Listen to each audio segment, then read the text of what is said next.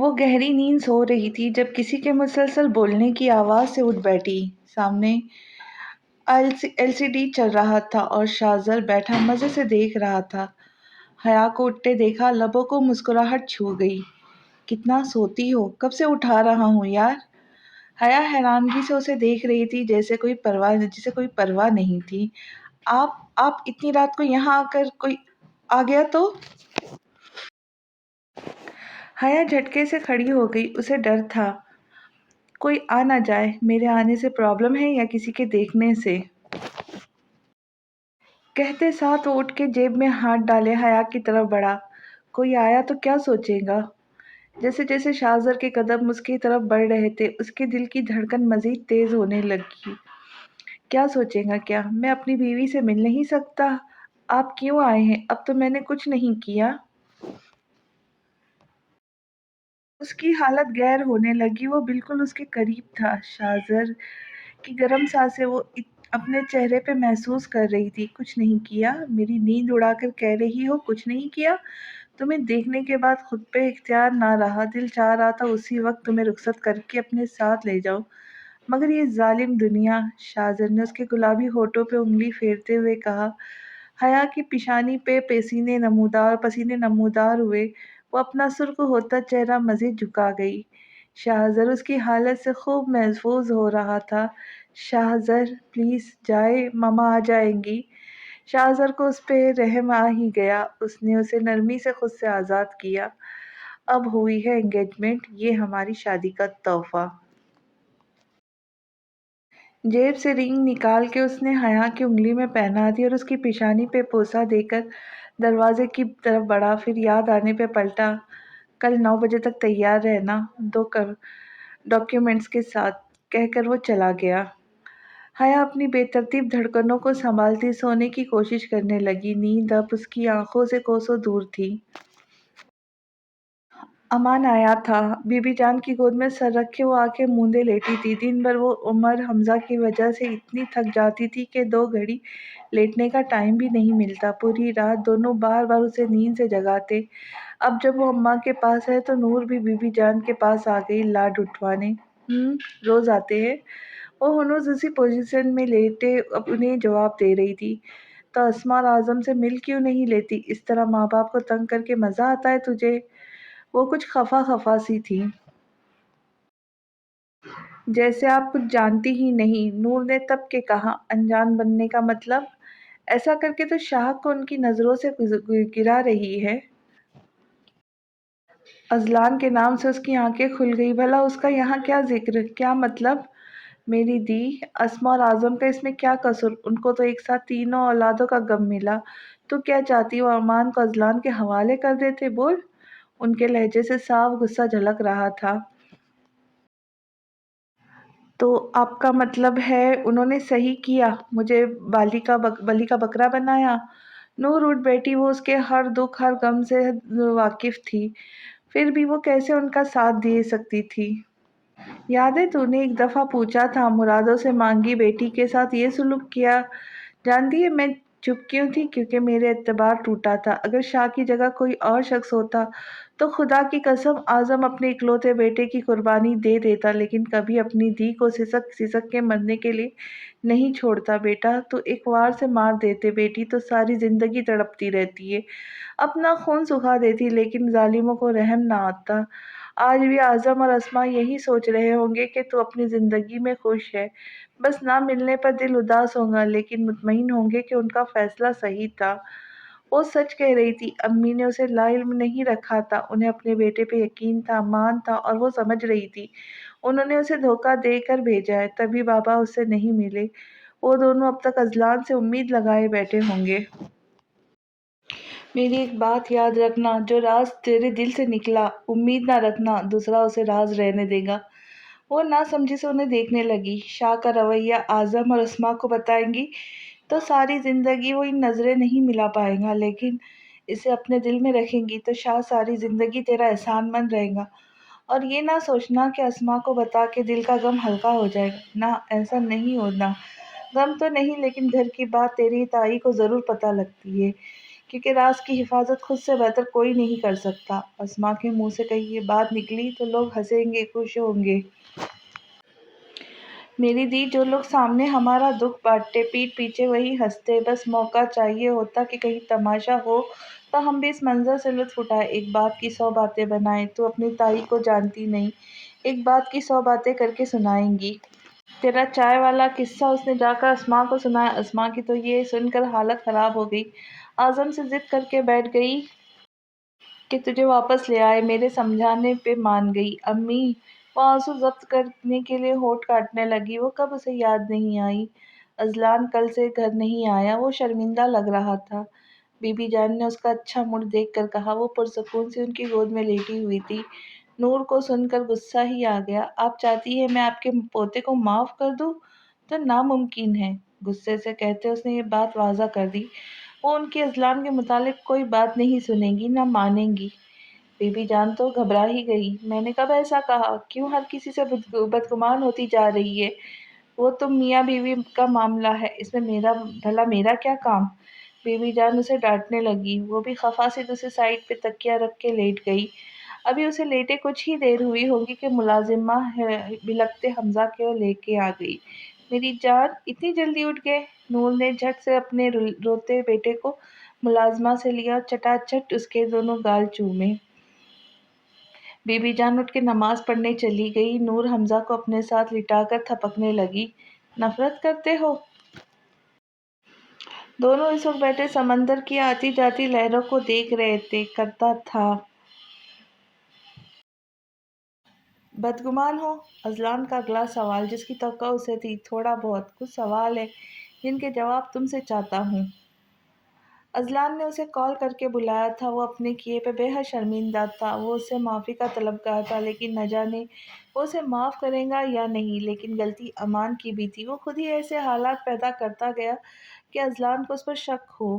تمہارا رویہ، تمہاری باتیں مجھ سے چیخ چیخ کے کہتے تھے کہ تم ہی قاتل ہو۔ کیوں اتنی نفرت کرتے تھے؟ میری دوستی کو جھٹلاتے تھے۔ نفرت نہیں، غصہ آتا تھا تم پہ۔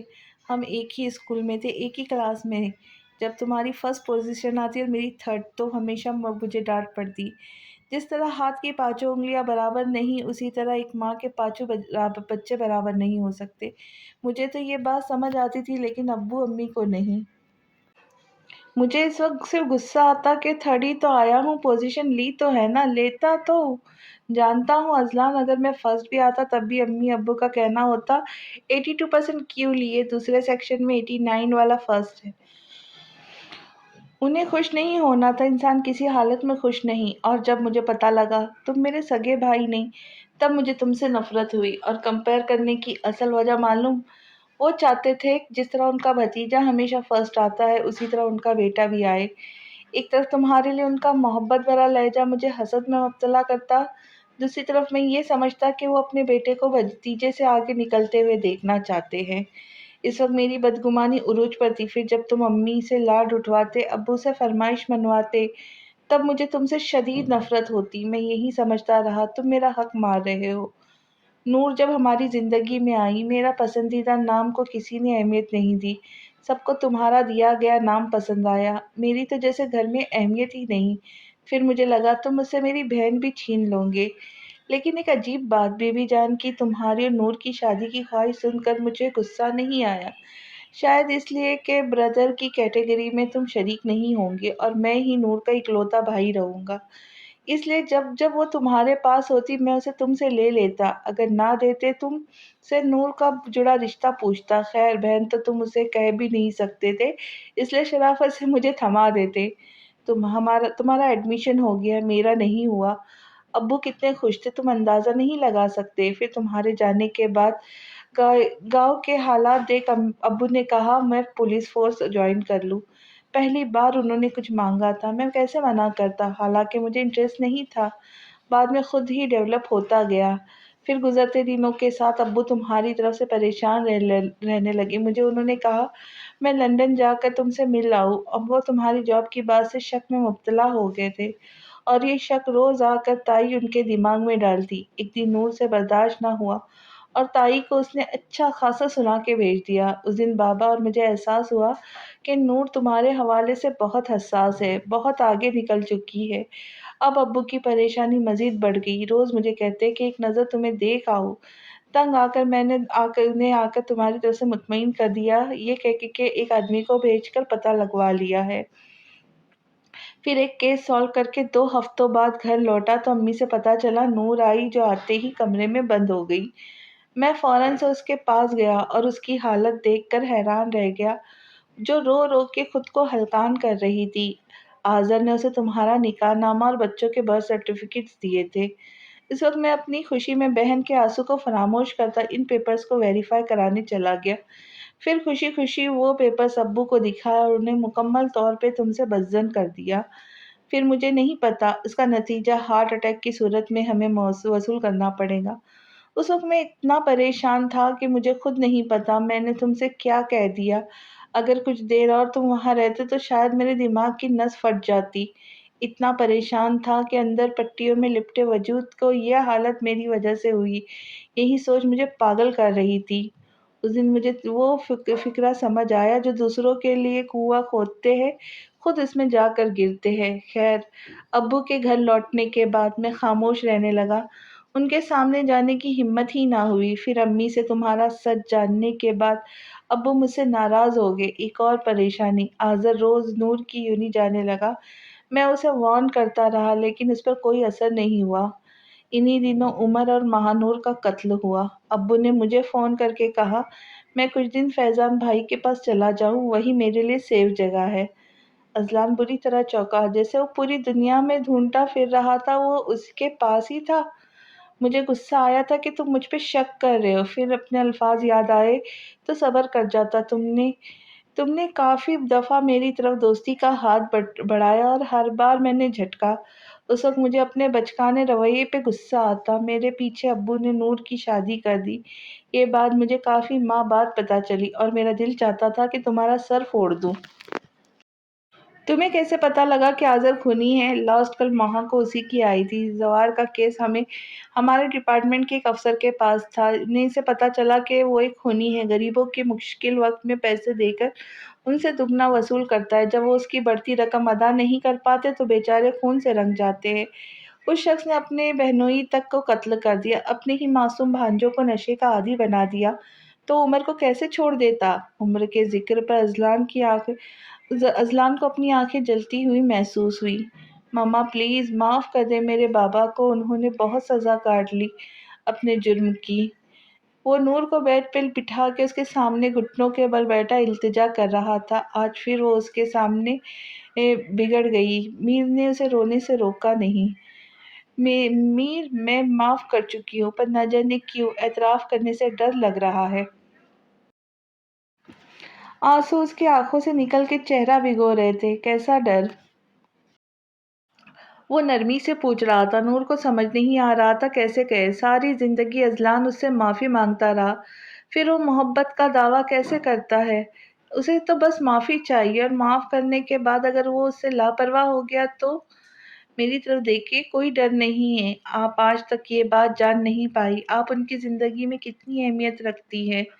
ڈر آپ کو اس بات کا ہے کہ وہ بدل جائیں گے؟ وہ پوچھ رہا تھا۔ نور خاموش رہی۔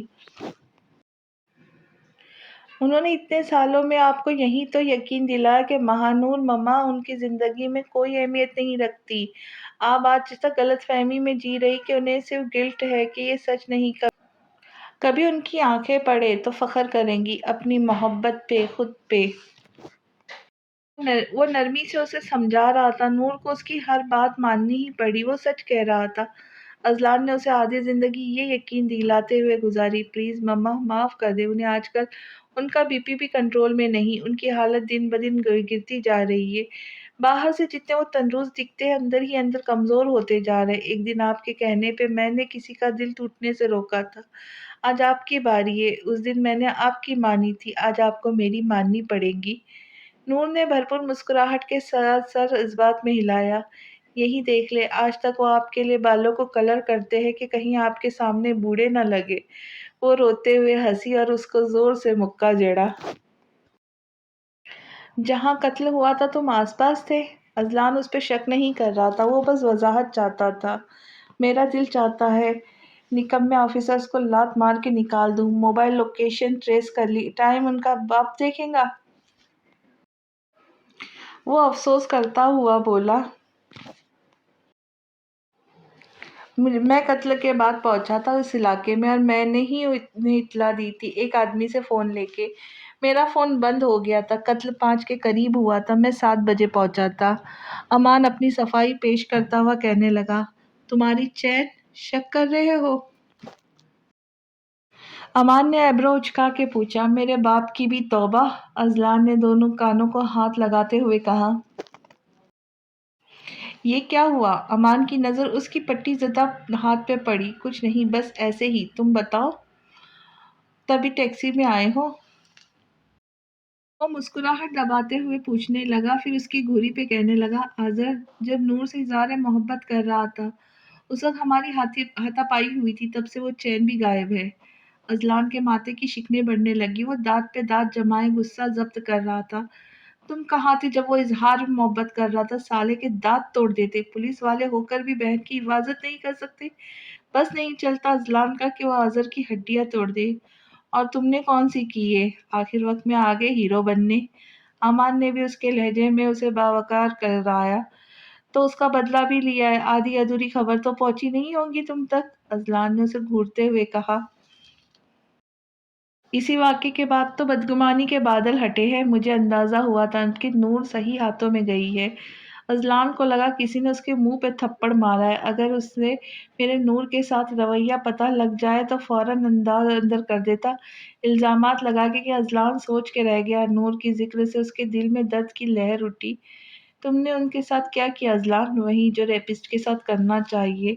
وہ نور اور ہنی کو دیکھنے کے بعد اپنے فارم ہاؤس گیا جہاں عصام اس کے کہنے پر ان دونوں کو لے کر گیا تھا۔ اذلان جب وہاں پہنچا تو وہ دونوں پیاس کی شدت سے نڈال زندہ لاش کی طرح پڑے ہوئے تھے۔ اذلان نے جنونی انداز میں ان کی طرف بڑھا جس کے کان میں ایئرنگ پہنی ہوئی تھی، اسے پوری شدت سے لات ماری اور خالی کمرے میں اس لڑکے کی چیخ گونجی، اوپر بیٹھو! وہ جو نڈال سا زمین پر بے ہوش گرا تھا اس کی دھاڑ سے خوفزدہ ہو کر اس کے سامنے بیٹھ گیا۔ وہ دونوں اس وقت آمنے سامنے بیٹھے تھے، ان کے بیچ ٹیبل رکھی تھی جس پہ کچھ بوتلیں پڑی ہوئی تھی۔ عزت کیا ہے جانتے ہو؟ عزت وہ نہیں جو تم جیسے کتے کو سامنے ہو تو سلام کرتے لیکن پیٹھ پیچھے گالیاں بکتے۔ عزت وہ ہے جو شریف انسان دن رات کی محنت کر کے کماتا ہے، وہ بھوکا تو رہ لیتا ہے لیکن مانگتا نہیں، اور تجھ جیسے حیوان نے انہیں بھیک مانگنے پہ مجبور کر دیا۔ زرمین جانتے ہو، اس سے جس نے تمہارے خلاف رپورٹ درج کی تھی، رپورٹ درج ہونے کے 2 دن بعد اس کا قتل ہو گیا۔ اس نے اس کے ہر دروازہ کھٹکھٹایا، عدالتوں کے چکر کاٹے، لوگوں سے 100 بھیک مانگتے مانگتے قرضدار ہو گئے، اتنا پیسہ بہا کے بھی اس شریف آدمی کو انصاف نہ ملا اور اس نے خودکشی کر لی۔ آمنہ 15 سال کی اسکول گل افشاں اپنی نانی کے گھر سے لوٹ رہی تھی، گھر جانے کے لیے۔ لیکن افسوس، جب گھر پہنچی تب تک سب گواہ بیٹھی۔ نمرا تمہاری خالہ زاد، اس کو تک نہیں چھوڑا تم نے؟ اور کل؟ اذلان نے ہاتھ میں تھامی اس کے گناہوں کی فائل دور پھینکی، اس کے بال مٹھی میں جکڑے۔ کل جسے تم ایک زوردار تھپڑ اذلان نے اس کے گال پہ رسید کیا، بیوی ہے میری یہ۔ اذلان نے اس کا ہاتھ جکڑا، یہی ہاتھ ہے نا؟ اسی سے پھاڑی تھی اس کی آستین، اسی ہاتھ سے چھوا تھا نا، تھپڑ مارا تھا؟ اذلان نے پاس رکھی بوتل کھولی، وہ شخص سرخ ہوتی خوفزدہ آنکھوں سے اس کی کارروائی دیکھ رہا تھا، اس کا گلا خشک ہو چکا تھا، اس میں ہمت نہیں تھی وہ احتجاج کر سکے۔ اس کی نیند سے بوجھل آنکھیں اس وقت ہوش میں آئی جب اسے ہاتھوں میں جلن محسوس ہوئی، وہ درد کی کیفیت سے بلبلا اٹھا۔ اذلان نے اس کے ہاتھ تیزاب سے جلائے تھے، وہ چیخیں مارتا زمین پہ جا گرا، دوسرے ہاتھ کا بھی اذلان نے وہیں حشر کیا۔ اس کا دوسرا ساتھی یہ سب دیکھ کر موت کے خود سے کانپنے لگا۔ اذلان اٹھا اور اپنا بوٹ اس کی گردن پہ رکھ دیا، اس کی سانسیں بند ہونے لگی، آنکھوں سے پانی بہتا جا رہا تھا۔ وہ اسے مار ہی دیتا اگر عصام وقت پر نہ آتا۔ سر پلیز، وہ مر جائے گا۔ عصام، ایک وکیل ہائر کر دو، ان پر لگے سارے کیسز ری اوپن کرو، لاہور کے بیسٹ سے بیسٹ وکیل سے رابطہ کرو، چاہے اور جھوٹے کیسز لگا کے اندر کروا دو، لیکن یہ زندہ بچنے نہیں چاہیے۔ اذلان اس کے چہرے پر اپنے بوٹوں کی چھاپ چھوڑتا باہر کار میں آ کر بیٹھ گئے، اپنے ہاتھوں سے گلوز اتار کر باہر اچھالے۔ آسام، بہت شوق ہے نا انہیں نشہ کرنے کا، ایک کام کرو، انہیں دن رات نشے میں رکھو، کھانے کو ترسا دو، بہت عیاشی کر لی، ایک دن نشہ دے کر دوسرے دن سن، انہیں ترسنے دو، پھر یہی عمل تیسرے دن کرو، لیکن انہیں اذیت ناک موت دو، جب یہ پھانسی کے پھندے تک پہنچے تو خود موت کے لیے ترسے۔ نفرت اس کے پورے وجود میں دوڑ رہی تھی، ان کے گناہوں کی لسٹ اس کی ہوش اڑا رہی تھی۔ ان کی عمر محض 21 یا 22 سال ہوں گے، اتنی عمر میں ایسے کام! اوکے سر، آپ سے کچھ کہنا ہے۔ ہاں بولو۔ سر، وہ ہچکچا رہا تھا، آخر کیسے کہے؟ اندر جو ان دونوں لوگوں کو حالت دیکھ چکا تھا، اب اسے ڈر لگ رہا تھا۔ آسام، کوئی پریشانی ہے تو بولو، اذلان نے اس کے کندھے پر ہاتھ رکھ کر تسلی دی۔ شاید وہ اسے اپنی کوئی پرسنل پرابلم شیئر کرنا چاہتا تھا۔ سر، میم کے بارے میں کچھ بتانا ہے، بولو۔ اب کی بار اس کے لہجے کی دہاڑ سے وہ جھٹ بولا۔ سر، جس دن اعظم صاحب آئے تھے اسے ایک دن پہلے میم سے کوئی ملنے آیا تھا۔ کون؟ اذلان نے مٹھیاں بیچ لیا۔ اسے خیال رافع کا آیا۔ وہ اندر کیسے آیا؟ سر، ہمیں بتایا گیا تھا کہ گھر سے سامان منگوایا گیا ہے۔ شٹ اپ، بتا رہے ہو مجھے؟ اذلان فیضان کے فلیٹ میں چلا آیا، وہاں سے فریش ہو کر وہ عمر کی قبر پر گیا، کچھ دیر اس کے قبر پاس بیٹھ کر گھر آ گیا۔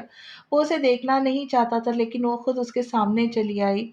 اس کی درنگی کا نشان بنے امان خوش تھا، نور صحیح ہاتھوں میں گئی ہے، جبکہ اذلان کے ذہن میں اس واقعے سے پسینہ چھوٹنے لگے۔ گولی میں نے نہیں چلوائی تھی، اذلان نے بات بدلی۔ جانتا ہوں۔ اذلان سوالیہ نظروں سے اسے دیکھنے لگا۔ آذر نے چلوائی تھی، فکر نہ کرو، بعد میں بابا کو بتا دیا تھا۔ مجھے اس سے ملنا ہے۔ ابھی نہیں، تمہارا ہاتھ ٹھیک ہو جانے کے بعد۔ امان نے شیطانی مسکراہٹ اذلان کی طرف اچھالی۔ وہ سمجھ کے مسکرایا۔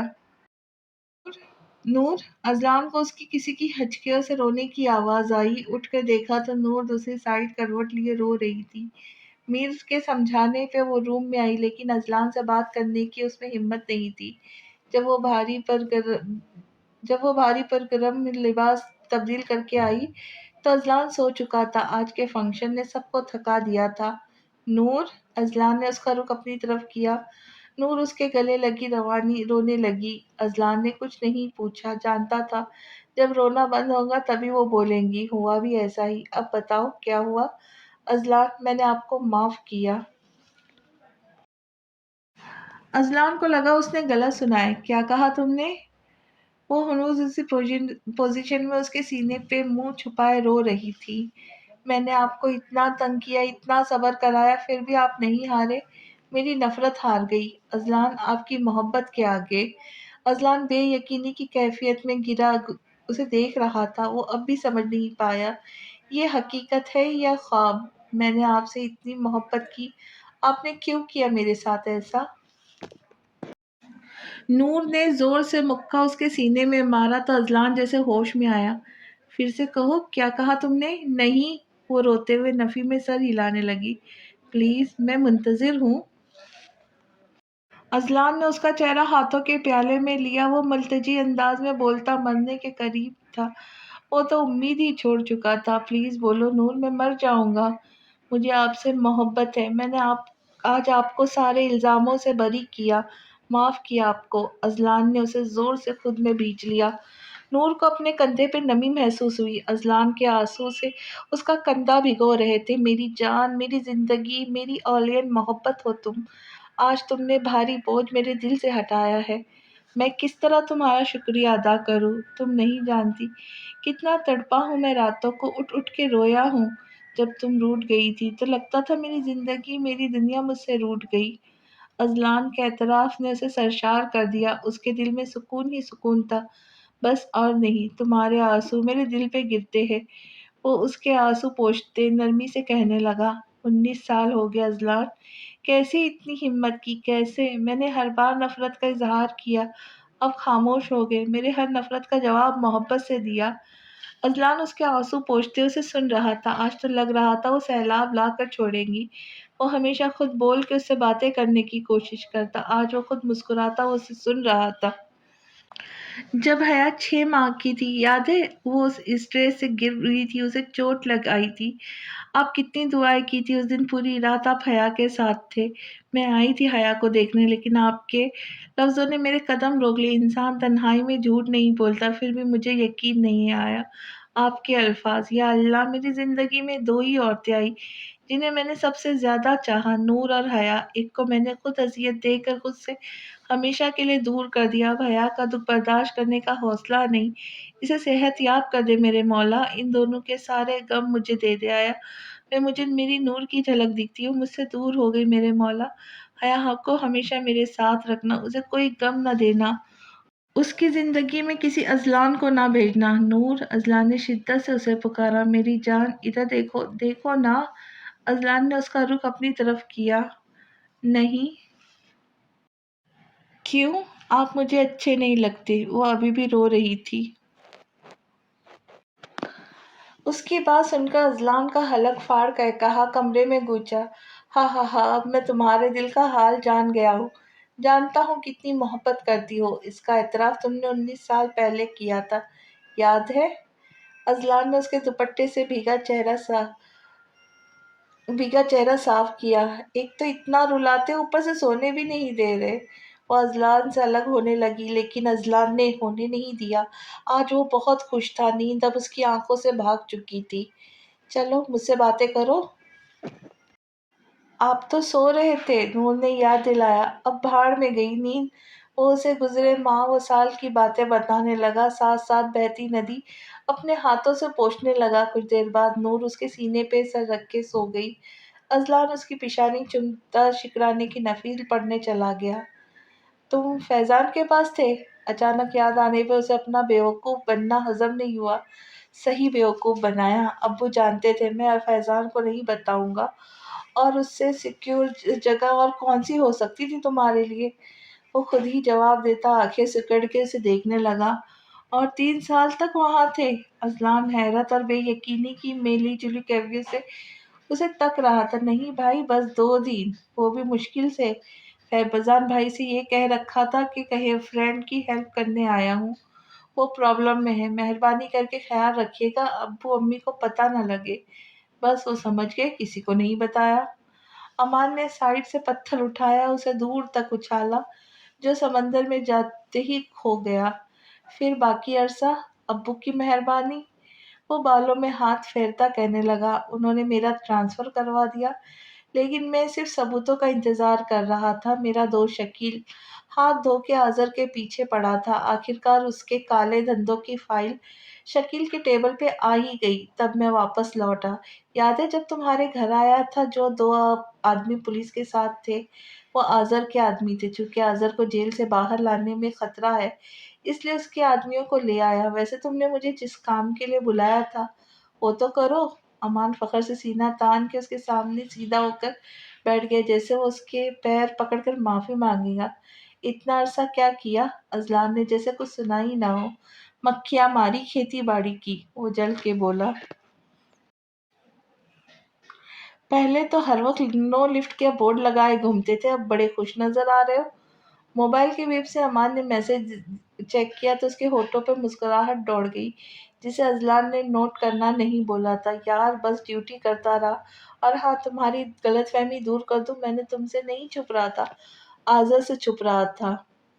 वो किसी तरह मुझे ढूंढ के नूर को बाहर निकालना चाहता था, क्योंकि तुम्हारी स्ट्रॉन्ग सिक्योरिटी से वो नूर को कभी घर के बाहर नहीं ला सकता था। मैं उसके हाथ लगा होता तो अब तक तुम मेरा 40वां अटेंड कर चुके होते। वो फोन रखते संजीदगी से बोला, बहुत बुरी तरह बचा हूँ, वरना आज़र तो मार चुका होता। अब्बू की रिक्वेस्ट पे मेरा ट्रांसफ़र इस्लामाबाद हो गया। सर ने मुझे एक बच्चे की हिफाजत के लिए भेजा था।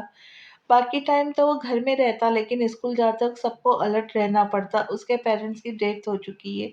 وہ خاندان کا اکلوتا وارث ہے، آخر اس کے کچھ ہو جاتا تو میں ڈیوٹی سے ہاتھ دھو بیٹھا۔ خیر اب میں پاکستان سے باہر اپنی نانی کے پاس ایک پرسکون زندگی گزار رہا ہے۔ میں اتنے عرصے یہی کر رہا تھا، بس ہر دن انتظار کرتا کہ ثبوت میرے ہاتھ لگے اور آزر کو میں اپنے ہاتھ سے ماروں۔ تمہارے بھی ہوش ٹھکانے لگاؤ، آزر کا سوچتے ہی اس کے چہرے کے زاویے بدلے۔ ایک آخری سوال، کبھی نور سے ملنے آئے تھے؟ اسے پتا تھا جواب کیا ہوگا۔ اذلان کو پتا تھا اب اسے ہر جگہ سے شکست ملنی ہے۔ نہیں بھائی، ابو جان مار دیتے، تمہاری وجہ سے تو ٹرانسفر ہوا، پاگل ہوں جو موت کے منہ میں واپس آتا، جیسے بھی تعلقات رہے ہو۔ مجھے تم سے اس وقت ڈر لگ رہا تھا، پاگل آدمی جو ہو، مار دیتے ہو تو۔ اذلان خاموشی تھا، اپنی کسی بربادی پہ ماتم کرتا۔ ہاں یاد آیا، تم نے کیا کہا؟ نور سے بچے اپنے پاس رکھ کے اسے ڈائیورس دے دو گے؟ اذلان تو حقیقتاً گھبرا گیا، پھر سنبھل کے بولا، نہیں تو ہاں غصے میں کہا تھا جب وہ تمہاری حمایت کر رہی تھی۔ سنبھل کے، پولیس آفیسر ہوں، اندر کر دوں گا، ویسے بھی تمہاری میری بنتی نہیں تو رحم کی توقع تو رکھنا ہی نہیں۔ امان اسے وارن کرتے پھر سنجیدگی سے کہا، اذلان تمہیں سوچ سمجھ کے بولنا چاہیے، طلاق مذاق نہیں۔ تم نے کہہ دیا، یہ سوچا سامنے والے کے دل پر کیا گزری ہوگی؟ اذلان نے بات سمجھنے والے انداز میں سر ہلایا، اور کر بھی کیا سکتا تھا۔ اگلی قسط لے کے جلدی حاضر ہوتے ہیں، تب تک کے لیے خوش رہے، خوشیاں بانٹے اور میرے چینل کو سبسکرائب کرے، لائک کرے اور شیئر کرے۔ تو ملتے ہیں جلدی، اللہ حافظ۔